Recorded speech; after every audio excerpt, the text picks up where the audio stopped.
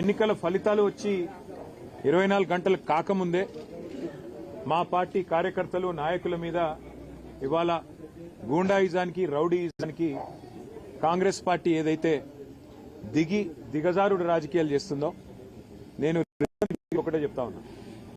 10 ఏళ్లు మేము ప్రభుత్వంలో ఉన్నప్పుడు మీరు ప్రతిపక్షంలో ఉన్నారు. ఎన్నడన్నా ఈరోజు ఇక్కడ మా సోదరుడు రాకేష్ క్రిస్టోఫర్ గారి మీద జరిగిన దాడి జరిగినట్టుగా ఒక ఉప ఎన్నికల్లో గెలిచిన తర్వాత ఎక్కడన్నా మా ప్రభుత్వ హయాంలో మా కార్యకర్తలు కానీ మా పార్టీ నాయకులు కానీ హద్దులు దాటి ఈ రకంగా ప్రవర్తించారా ఒక్కసారి గుర్తు తెచ్చుకోండి. ఒకవేళ మేము కూడా ఆనాడు 7 ఉప ఎన్నికల్లో 2 కార్పొరేషన్ ఎన్నికల్లో జిల్లా పరిషత్ ఎన్నికల్లో గెలిచిన తర్వాత విజయ గర్వంతో విర్రవీగి నిన్న మీ వాళ్ళు ప్రవర్తించినట్టుగా మా పార్టీ గుర్తైన కారు గుర్తుని ఏదో ఊరేగింపు చేస్తూ అవహేళన చేస్తూ చిల్లరగా ప్రవర్తించుంటే ఇవాళ మీరెక్కడ ఉండేటోళ్ళో ఆలోచించుకోండి.